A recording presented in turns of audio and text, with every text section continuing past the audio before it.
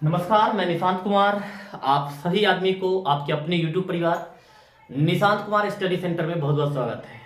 हम अनुसंख्यक गुणधर्म के जो प्रकार बताए थे, प्रासारणी दाब, उसके बाद बताए थे वास्तु दाब के अवनमन, क्वथनांक उन्नयन और हिमांक अवनमन, उसका एक वीडियो फिर से वापस से आपके लिए लेकर के आ रहे हैं।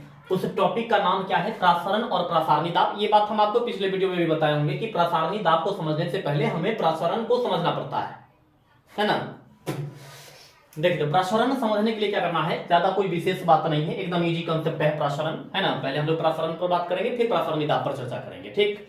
देखिए, प्रासरण क्या होता है कि यूं समझिए कि यहां पर एक कंटेनर रखे हैं, ठीक। यहां पर ये एक कंटेनर हो गया, यहां ये कंटेनर हो गया, यहां तक का एक कंटेनर है, ठीक। और करते क्या है कि इसमें जो है यहां पर जो है से एक झिल्ली लगा देते हैं, जिस झिल्ली को अर्ध परागम में झिल्ली कहेंगे। यहां पर एक ये झिल्ली लग जाएगा, ये एक झिल्ली हो गया। अब करना क्या है यहां पर, तो देखिए अर्ध परागम में झिल्ली हो गया, और यहां पर अब करना क्या है कि एक तरफ हम बिल्लियां ले लेते हैं, जैसे कि इधर की तरफ जो है से बिल्लियां ले लिए, है ना। इधर की तरफ बिल्लियां ले लेते हैं। समझिए, एकदम मस्त चीज है, ध्यान दीजिएगा, पूरी तरह से समझ में आएगा। ये हो गया। और एक तरफ सिर्फ विलायक लेते हैं, जैसे कि यहां पर इस प्रकार के सिर्फ विलायक लेते हैं, एक तरफ सिर्फ विलायक है।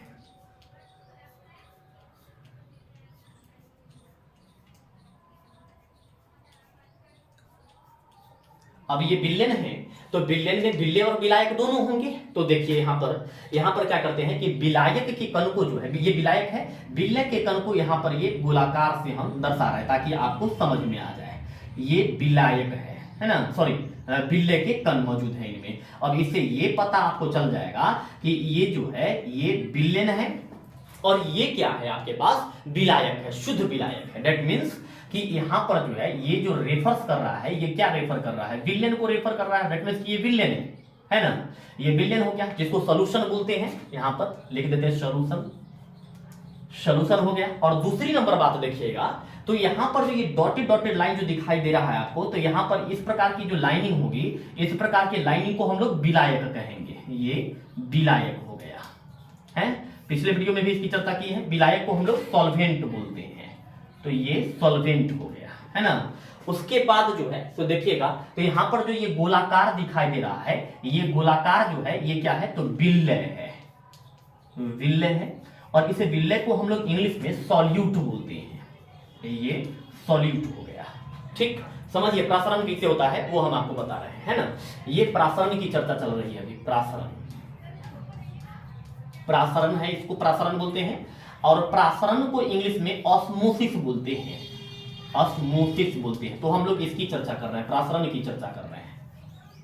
देखिएगा, एक कंटेनर लिए हैं, एक बंतर, ये सॉरी क्या बोला रहा है, एक बर्तन लिए हैं, है ना। हर एक बर्तन में जो है तो बिल्ले लिए, उसमें विलायक, ये विलायक दर्शा रहा है, विलायक के कण को, और गोलाकार बिल्ले के कण को दर्शा रहा है। यही दोनों जब मिल गया तो बिल्लन बन गया। और इधर जो है शुद्ध विलायक है, शुद्ध विलायक है ना। देखिए यहां पर शुद्ध विलायक, मतलब इसमें कोई मिश्रित नहीं है, कुछ मिश्रित नहीं है, शुद्ध विलायक है।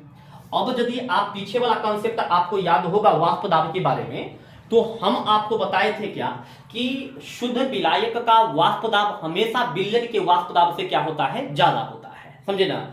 तो ये आपका जो है से यहां पर कंडीशन देखिए, प्रासरण का कंडीशन देखिएगा, तो ये अगर शुद्ध विलायक है तो इसका वाष्प दाब क्या होगा, ज्यादा होगा।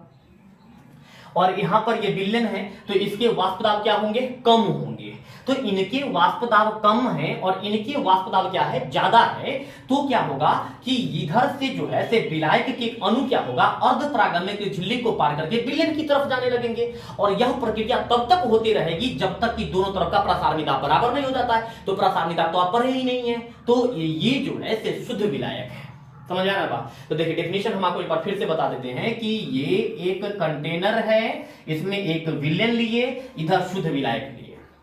शुद्ध विलायक का प्रासारणी दाब जो होता है वह विलेन के प्रासारणी दाब से ज्यादा होता है। तो अधिक प्रसारणी दाब होने के कारण क्या होगा कि विलय के जो कण होंगे, यहां पर ये विलायक के जो कण होंगे ये अर्धपरागम्य के झिल्ली को पार करके और ये किधर की तरफ जाने लगेंगे, विलयन की तरफ जाने लगेंगे। ये विलयन की तरफ जाने लगेंगे, ये विलयन की तरफ जाने लगेंगे। क्यों? क्योंकि इनका वाष्प दाब ज्यादा है और इनका वाष्प दाब कम है। तो ये जो प्रक्रिया है, इन्हीं प्रक्रिया को हम लोग क्या कहते हैं, प्रासरण कहते हैं, ऑस्मोसिस कहते हैं। ये ऑस्मोसिस कहते हैं। समझ में आ रहा होगा बात? कि हम फिर से बताते हैं, एक विलयन लीजिए और एक शुद्ध विलायक लीजिए, दोनों को अर्धपरागम्य झिल्ली से सेपरेट कर लीजिए। अब विलायक का वाष्प दाब अधिक हो जाता है और विलयन का वाष्प दाब क्या हो जाता है, कम हो जाता है, जिसके कारण विलायक के परमाणु जो होते हैं या कण होते हैं वो विलयन की ओर क्या होने लगते हैं, गति करने लगते हैं। तो इन प्रक्रिया को ही क्या कहा जाता है, प्रासरण कहा जाता है, जिसको हम लोग ऑस्मोसिस कहते हैं। समझे कि नहीं? तो अब देखिए, इसका डिफिनेशन अगर लिखना हो तो यूं प्रकार से वह प्रक्रिया जिसमें शुद्ध विलायक के अणु अर्धपरागम्य झिल्ली को पार करके विलयन की ओर गमन करने लगती हो तो उन प्रक्रिया को प्रासरण कहते हैं। ये प्रासरण का डिफिनेशन है, ध्यान दीजिएगा। वह प्रक्रिया जिसमें शुद्ध विलायक के कण विलयन की ओर गमन करने लगती हो तो उन प्रक्रिया को प्रासरण कहा जाता है। ये प्रासरण का डेफिनेशन है। तो हम खैर डेफिनेशन तो अभी आपको लिख देते हैं, उसके बाद आप ये डायग्राम को क्या करेंगे, नोट करेंगे, है ना। हम एक बार खाली देख लेते हैं कि स्पेस किधर है। चलिए हम प्रासरण का डेफिनेशन पहले आपको लिख देते हैं। देखिए प्रासरण का डेफिनेशन यहां पर क्या होगा कि वह प्रक्रिया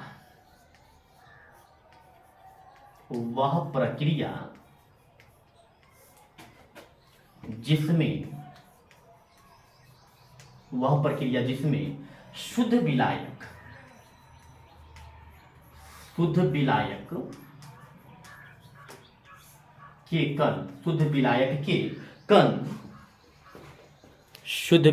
के कण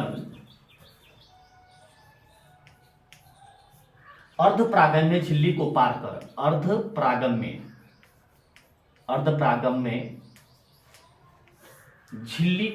कर झिल्ली को पार कर तनु विलयन की ओर गमन करने लगती है या विलयन की ओर गमन करने लगती है। विलयन की ओर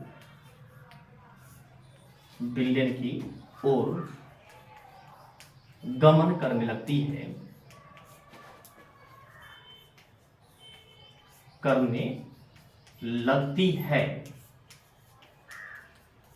उसे प्रासरण कहते हैं।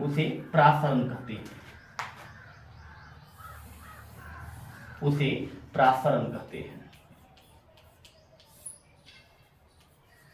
प्रासरण कहते हैं। तो ये प्रासरण का डेफिनेशन हो गया, है ना। सिंपल सी बात है। एक तरफ विलायक, एक तरफ विलयन। विलायक का वाष्प दाब अधिक है, विलयन का वाष्प दाब कम है। तो विलायक के अणु अर्धपरागम्य झिल्ली को पार करके गमन करने लगे विलयन की ओर, तो इसी घटना को, इसी प्रक्रिया को हम लोग प्रासरण कहते हैं। यहां पर इसको लिख लीजिएगा, ये अर्धपरागम्य झिल्ली है, ये आपका विलयन है, वो हम लिख दिए हैं उधर, और ये आपका विलायक है ना। तो ये डायग्राम को कंप्लीट करिए, इस डेफिनेशन को कंप्लीट कर लीजिए। डेफिनेशन में देखिए क्या लिखा हुआ है, वह प्रक्रिया जिसमें शुद्ध विलायक के कण अर्धपरागम्य झिल्ली को पार कर विलयन की ओर गमन करने लगती है तो उस प्रक्रिया को प्रासरण कहते हैं। हो सकता है तो उस प्रक्रिया नहीं आ रहा होगा फ्रेम में, तो आप ध्यान दीजिएगा, गमन करने लगती है उस प्रक्रिया को प्रासरण कहते हैं। तो ये आपका प्रासरण का डिफिनेशन है, ये प्रासरण का डायग्राम है। ये डायग्राम नोट करेंगे, विलयन लिखेंगे, विलायक लिखेंगे, विलय लिखेंगे, शुद्ध विलायक लिखेंगे, और इस प्रकार से आपका प्रासरण का डिफिनेशन कंप्लीट हो गया। इतना हो जाए तो हम लोग अभी तुरंत एक और छोटी सी टॉपिक है, प्रासरणी दाब है, उस पर चर्चा करेंगे। ठीक है, तो आप पहले इसको नोट कर लीजिए, फिर हम लोग प्रासरणी दाब पर चर्चा करेंगे। ओके, तो नोट कीजिए पहले।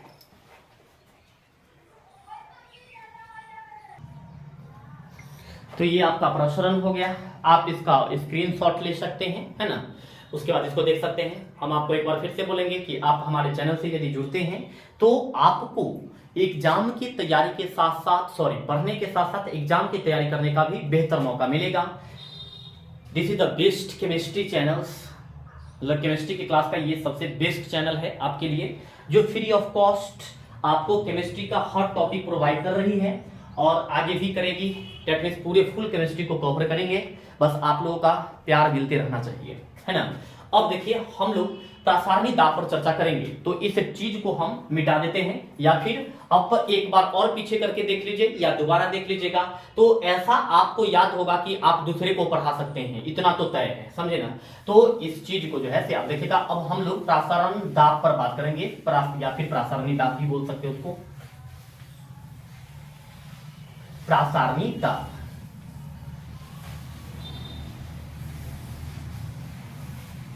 देखिए प्रासारणी दाब को समझिए पहले, फिर हम डेफिनेशन लिख देंगे। देखिए बाबू, एक यहां पर इस प्रकार से कंटेनर ले रहे हैं, इस प्रकार से कंटेनर ले लेंगे। अब इनको हम इस प्रकार से कुछ सेपरेट कर रहे हैं,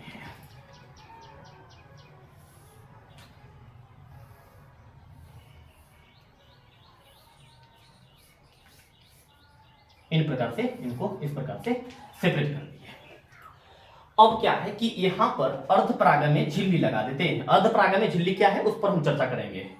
अर्धपरागम्य झिल्ली होता है, अपरागम्य झिल्ली होता है, प्रागम्य झिल्ली होता है, तो उन सब पर हम चर्चा करेंगे। पहले आप इसको देख लीजिए, प्रासारणी दाब समझ लीजिए, आप कंसंट्रेट होकर के देखिए, समझ में आएगा, इसकी 100% गारंटी है ना। तो ये अर्धपरागम्य झिल्ली लगा दी है। और दूसरी नंबर बात कि यहां पर अब क्या करेंगे कि ये दो जो अरेंजमेंट बन रहा है, तो एक तरफ ले लेंगे क्या, शुद्ध विलायक ले लेंगे, और एक तरफ क्या ले लेंगे, विलयन ले लेंगे, है ना। तो यूं समझिए कि यहां पर दोनों तरफ, एक तरफ विलयन रख लेते हैं और एक तरफ क्या कर देते हैं, जल रख लेते हैं। जैसे कि इधर विलयन रख लेते हैं, यहां पर लिख देते हैं विलयन, ताकि आपको समझ में आना चाहिए। ये हो गया विलयन, और इधर रख लेते हैं विलायक, ये विलायक के रूप में जल रखेंगे, विलायक, और यहां पर ये H2O है, ठीक ना। अब देखिए दोनों तरफ क्या करेंगे कि पानी की एक लेवल बना देंगे, है ना। दोनों तरफ, यहां पर विलयन हो गया, वहां पर विलायक हो गया, H2O हो गया, दोनों तरफ आप पानी की लेवल को क्या करेंगे, बराबर करेंगे। यूं समझ लीजिए कि यहां पर जो है से पानी की लेवल बना देते हैं। चलिए इधर जो है से विलायक का लेवल कुछ इस प्रकार से अरेंजमेंट आपको दिखेंगे, ये हो गया। और यहां पर भी इसी प्रकार का अरेंजमेंट बना देते हैं दोनों तरफ, है ना, दोनों तरफ। अब देखिए यहां पर भी इसका एक बॉर्डर लाइन कर देते हैं, बॉर्डर लाइन हो गया, और इसके अंदर में पानी है, इधर ये पानी है। और याद रखिएगा ये विलायक है, तो इनमें एक ही प्रकार के कण होगा, इसलिए हम दूसरे कण को रिप्रेजेंटेशन यहां पर नहीं करेंगे, क्योंकि ये विलायक है, ठीक।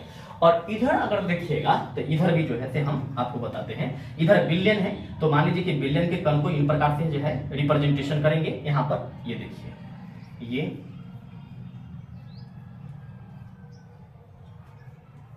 ये विलयन हो गया,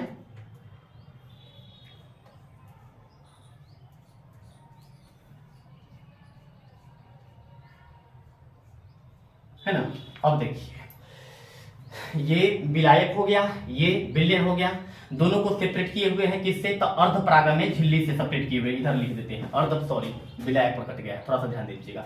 अर्धपरागम्य झिल्ली, अर्धपरागम्य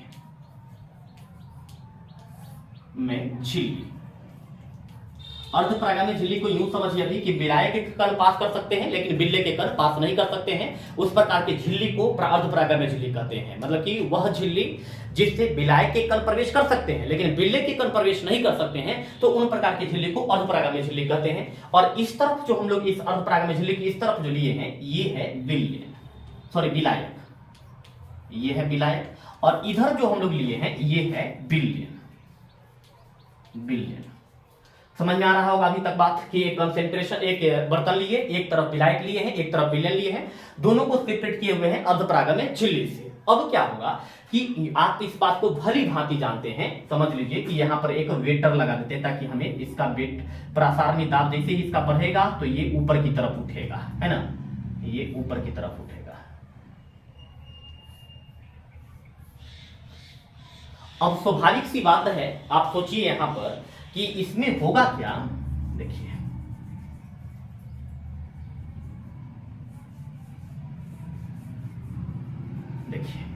इसमें अब होगा क्या, सो देखिएगा कि विलायक है ये, तो विलायक का वाष्प दाब क्या होगा, ज्यादा होगा, और ये क्या है, विलयन है, तो विलयन का वाष्प दाब क्या होगा, कम होगा। तो वाष्प दाब कम होने के कारण क्या होगा कि विलायक के अणु जो होगा वो अर्ध परागम्य झिल्ली को पार करके इधर की तरफ जाने लगेगा, इस डायरेक्शन में जाएगा, क्योंकि इसका वाष्प दाब कम है और इसका वाष्प दाब ज्यादा है। तो इसलिए विलायक के अणु अर्ध परागम्य झिल्ली को पार करके क्या होगा, विलयन की तरफ जाएगा। जैसे ही विलयन की तरफ जाएगा तो ये वेट लिफ्टर जो है ये ऊपर की तरफ उठेगा, है ना। तो यूं समझिए कि यहां पर एक प्रकार का क्या करेंगे, वेट डालेंगे, जैसे कि यहां पर ये एक प्रकार का वेट डाल दिए। अब ये वेट जो डाले हैं यहां पर, तो ये वेट के कारण क्या हो रहा है, डिफ्लेक्शन, सो समझिए। ये वेट डाल दिए, यहां पर एक वजन डाल दिए। अब क्या हुआ कि यहां से जो विलायक के पास कर रहा था इधर, जैसे ही इस पर एक वजन डाले, एक प्रकार का प्रेशर डाले, दाब डाले हैं, तो ये जब दाब डाले तो इनके जो कण थे ये उधर की तरफ प्रवेश नहीं कर रहे, मतलब कि इनका विलयन का प्रभाव जो हुआ, वाष्प दाब जो हुआ या दाब कहिए, वो विलायक के वाष्प दाब से क्या हो चुका है, बराबर हो चुका है। तो ऐसी स्थिति में विलायक के जो परमाणु होंगे, अणु होंगे, आयन होंगे, वो इधर की तरफ प्रवेश नहीं करेंगे। तो इसी चीज को जो यहां पर बाहर से जो हम लोग दाब दे रहे हैं, जिसके कारण विलायक और विलयन दोनों का वाष्प दाब बराबर हो जा रहा है, तो इसी चीज को हम लोग क्या कहते हैं, प्रासारणी दाब कहते हैं। समझिए फिर से एक बार, एक तरफ विलयन लिए, एक तरफ विलायक लिए, और यहां पर एक वेट लिफ्टर लगा दिए, ये एक अर्ध परागम्य झिल्ली ले लिए, इससे ये सेपरेट कर दिए। विलायक का वाष्प दाब ज्यादा होता है, विलयन का वाष्प दाब कम होता है। तो विलायक के अणु, परमाणु, अणु, आयन जो भी कहिए, वो क्या हुआ, विलयन की तरफ गति करेगा, क्योंकि इसका वाष्प दाब ज्यादा है। तो विलयन की तरफ जब जाने लगा तो ऊपर से हम क्या कर दिए, एक दाब लगा दिए, दाब आरोपित कर दिए, जिस दाब के कारण अब विलायक की कण उधर प्रवेश नहीं कर रहा। क्यों नहीं कर रहा है, तो इधर विलयन का दाब और इधर विलायक का दाब दोनों क्या हो चुका है, बराबर।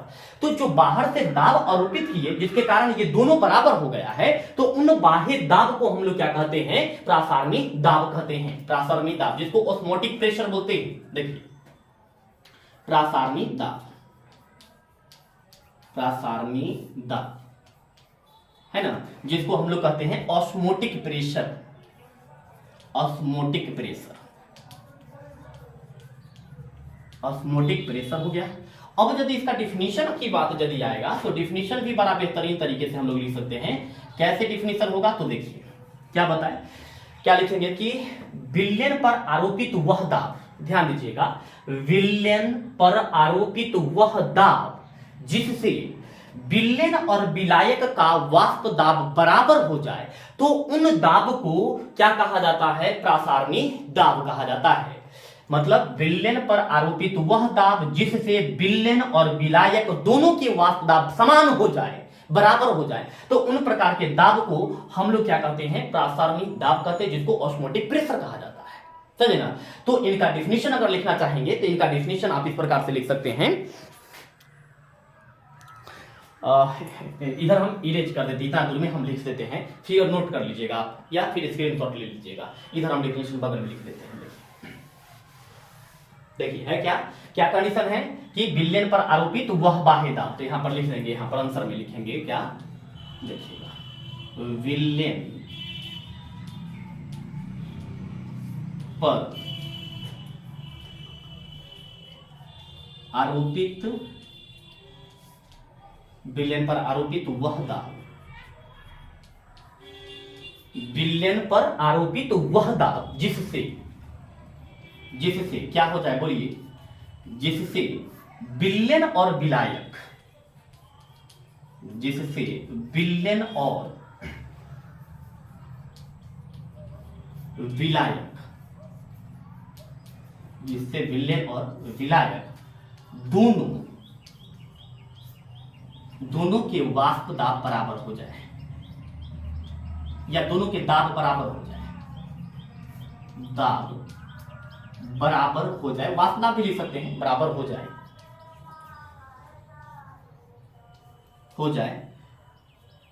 तो उसे प्रासारणी दाब कहा जाता है, प्रासारणी दाब कहते हैं, प्रासारणी दाब कहते हैं। ये प्रासारणी दाब का डेफिनेशन हो गया। हम जो बात बताए हैं उतना ही बात है, आप फिर से एक बार रिपीट कर लीजिएगा वीडियो या बैक करके देख लीजिएगा। हमारा उम्मीद है और हमको ये विश्वास है कि आपको ये जरूर समझ में आएगा। ऐसे हम डेफिनेशन एक बार आपको फिर से बता देते हैं। क्या है डेफिनेशन, देखिए तो, विलेन पर आरोपित वह दाब जिस पर विलेन और विलायक के दोनों के दाब बराबर हो जाए तो उसे प्रासारणी दाब कहते हैं। तो ये प्रासारणी दाब का डेफिनेशन है ना। तो इतना आप कंप्लीट कर लीजिएगा। जो नेक्स्ट वीडियो होगा उस पर हम चर्चा करेंगे प्रागम्य झिल्ली पर, अप्रागम्य झिल्ली, अर्धप्रागम्य झिल्ली, आइसोटोनिक, हाइपोटोनिक, हाइपरटोनिक। इतना चर्चा करने के बाद फिर हम लोग नेक्स्ट टॉपिक पर चलेंगे। कहने का मतलब कि उल्टा प्रसरण या फिर ये समुद्री जल को लवणहीन कैसे बनाया जाता है उस पर चर्चा करेंगे। इस वीडियो में हम लोग इतना ही रहने देते हैं, मिलते हैं फिर नेक्स्ट वीडियो में। तब तक के लिए बहुत बहुत धन्यवाद। अच्छा चलता हूं, दुआ में याद रखना। Bye bye, see you again and जय हिंद।